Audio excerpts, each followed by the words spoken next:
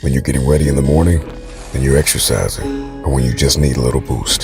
Download Mindset and listen to your favorite motivational speeches while getting ready for the day. When you're doubtful, say you're trapped, you ask yourself, well, why am I trapped? And that's a hard question, right? Some of it's your own inadequacy. You ask yourself, you sit on the bed and say, okay, man, I'm ready to learn something. Like, what's one thing I'm doing wrong that I know I'm doing wrong, that I could fix, that I would fix? It's like, you meditate on that, you'll get an answer. And it won't be one you want, but it'll be the necessary one. We kind of experience life as if we're tossed into it. You're male and not female. You're Hindu and not Christian. You're tall and not short. You have an arbitrary range of talents and an arbitrary range of limitations, none of which, in some sense, you chose. It's the cards you're dealt. Now, some of those are cards of privilege. No, maybe you're born intelligent. Maybe you're born symmetrical. Maybe you're born healthy. Maybe you're born into a culture where it's much easier not to be absolutely deprived. And so, all of that, in some sense, is unearned. Now, the way you pay for your privilege is with your virtue. You have these opportunities and this existential guilt. And the way you expiate that and atone is by doing your best to live the best possible life you can manage, to speak the truth, to treat people with respect, to abide by the principles of the dignity of the individual, and to put your house in order. And that's how you pay for your unearned privilege. And we all have our privileges and our curses. All of us have that. That's why it's not useful to be envious of people. Carl Jung said, people in the modern world don't see God because they don't look low enough. And so imagine you're in your messy bedroom and you're sitting on the edge of the bed trying to have an honest dialogue with yourself. And the little voice says, you know, it's pretty disgusting in here. And you think, well, I'm way above such trivial niceties as organizing my room. Now that's pride. If you're above organizing what's actually yours, how in the world are you ever going to organize anything else? Well, it's time to take a brush to the toilet, and maybe that's where you start. And that works. You start making those micro improvements, like real micro improvements, real on the ground, actual micro improvements to things you know that are wrong, you'll improve unbelievably rapidly.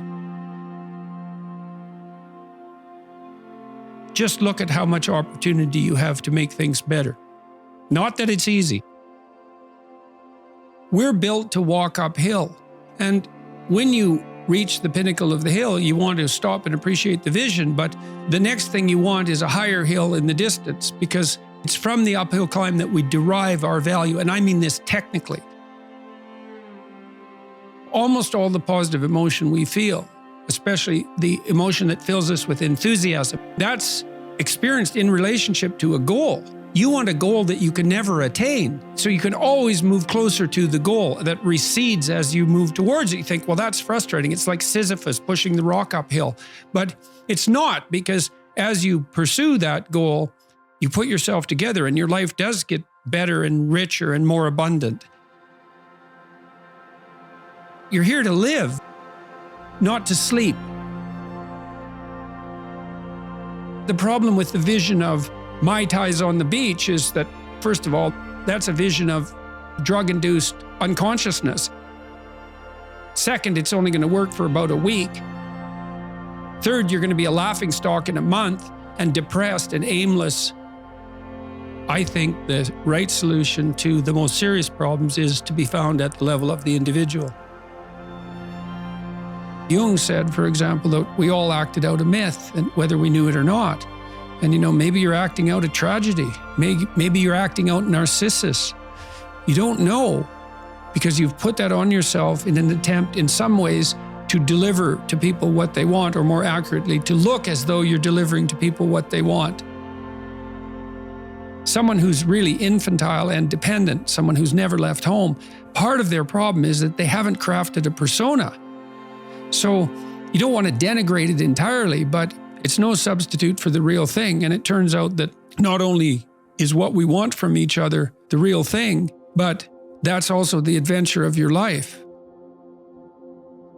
If you aren't truthful, and that means, unfortunately, especially at the beginning when you start to be truthful, it means deeply coming to terms with your inadequacies in humility.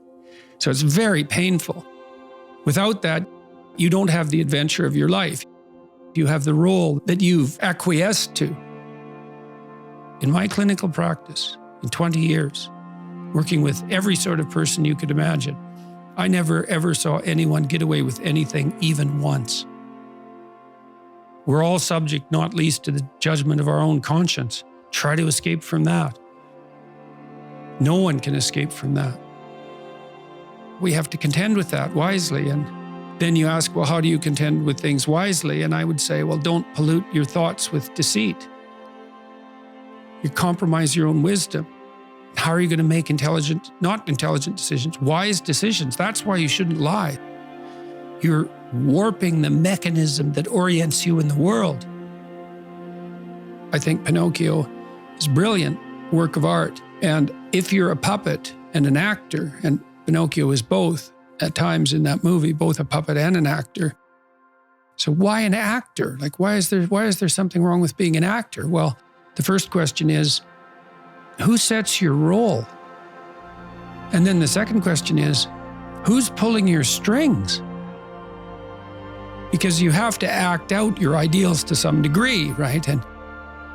And you also have to formulate an avatar of yourself in some sense that's a mediator between you and other people. You need this functional shell. The problem arises when that functional shell is all that there is. And then the real person underneath is just desperate and unhappy because nothing of what's being acted out reflects a true underlying reality. You don't want someone else's fate. Man, your fate's enough. So you speak truthfully and you watch what happens. Will truth, beauty, and love save the world? Well, you can find out.